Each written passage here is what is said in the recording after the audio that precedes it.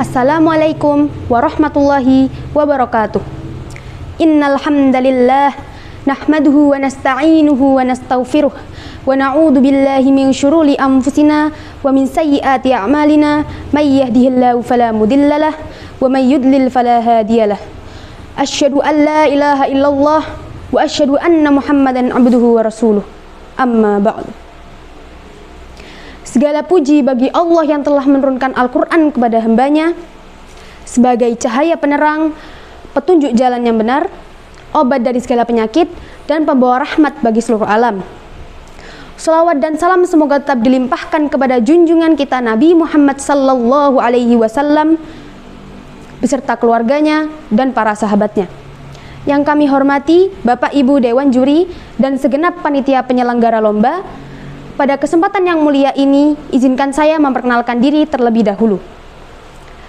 Berkunjung ke rumah Oma, mampir ke taman membeli minuman. Perkenalkan, nama saya Salma dari PKBM Ibadur Rahman. Allah berfirman dalam Quran surat An-Nisa ayat 174 hingga 175.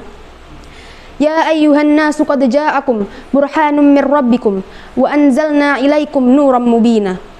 Fa'ammal ladina amanu billahi wa'tasamu bihi fasayudakhiluhum fi rahmatin minhu wa fadl wa yahdihim ilaihi siratan mustaqima.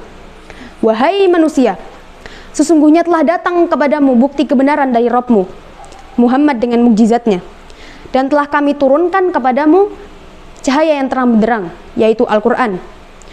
Adapun orang-orang yang beriman kepada Allah dan berpegang teguh kepada agamanya, niscaya Allah akan memasukkan mereka ke dalam rahmat yang besar darinya, yaitu surga, dan Allah akan limpahkan karunia-Nya, serta akan menunjukkan kepada mereka jalan yang lurus. Al-Quran itu adalah cahaya yang menerangi jalan hidup manusia. Dengan Al-Quran, seorang mukmin mampu membedakan mana jalan yang menghantarkannya kepada kebenaran, serta jalan yang menjerumuskannya ke dalam api yang menyala-nyala. Ada beberapa alasan yang menjadi dasar mengapa kita harus bersama Al-Quran, mengapa kita harus hidup bersama Al-Quran. Yang pertama, Allah telah mengatur segala yang ada di muka bumi ini, dan segala aturan tersebut sudah tercatat dalam Al-Quran. Mulai dari perkara yang sederhana seperti kaki mana yang harus didahulukan pada saat masuk kamar mandi, dan hingga perkara yang kompleks seperti warisan dan sebagainya. Yang kedua,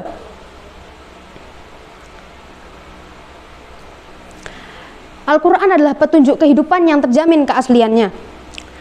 Kitab suci Al-Quran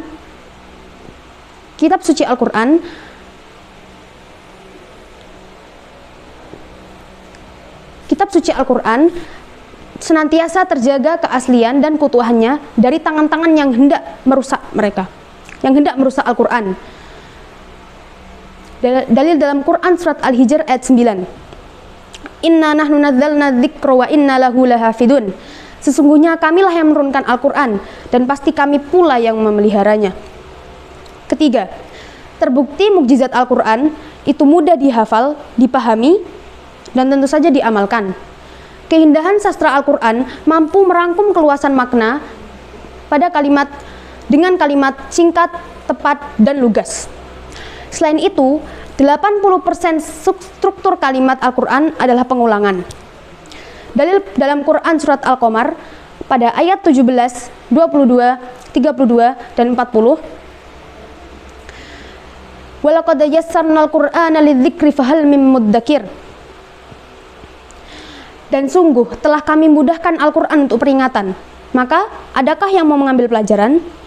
Rasulullah Shallallahu alaihi wasallam bersabda, aku tinggalkan untuk kalian dua perkara yang apabila kalian berpegang teguh kepadanya, niscaya tidak akan tersesat selamanya, yaitu Al-Quran dan As-Sunnah. Banyak sekali manfaat yang dapat kita ambil bila berinteraksi dengan Al-Quran. Di antaranya, yang pertama, melahirkan jiwa yang sabar. Banyak kisah yang sudah menceritakan tentang pejuang Islam. Mereka diintimidasi, disiksa, dipenjarakan, bahkan dibunuh. Namun kebersamaan mereka dengan Al-Quran membuat mereka tabah. Contohnya, Nadimah Khotul, seorang mujahidah Afghanistan, dipenjara oleh kaum komunis selama 6 tahun. Bayangkan, selama 6 tahun. Namun ia mengatakan, kami mengalami berbagai siksaan yang berat, namun membaca dan mengkaji Al-Quran membuat kami bertahan dan bersabar menghadapinya. Kedua, melembutkan hati. Seorang ulama mengatakan, sesungguhnya hati itu mengkristal sebagaimana mengkristalnya besi, maka lembutkanlah ia dengan Al-Quran. Ketiga, mengokohkan hati. Allah berfirman dalam Quran surat Hud ayat 120 yang artinya, dan semua kisah-kisah Rasul-Rasul telah kami ceritakan kepadamu Muhammad, agar dengan kisah itu kami teguhkan hatimu, kami kokohkan hatimu. Yang keempat, sebagai nasihat dan obat. Al-Quran adalah obat dari berbagai macam penyakit, baik penyakit fisik maupun penyakit hati. Allah berfirman dalam Quran surat Al-Isra ayat 82, wa nunazzilu minal Qur'ani ma huwa shifaa'u wa rahmatuhu lil mu'minin. Dan kami turunkan dari Al-Quran sesuatu yang menjadikan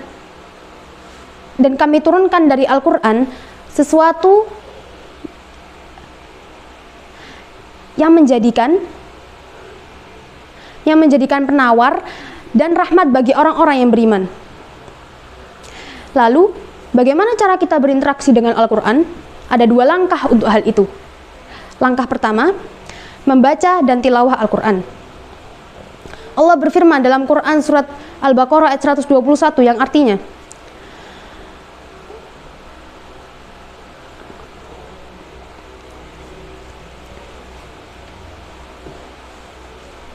orang-orang yang telah kami berikan Alkitab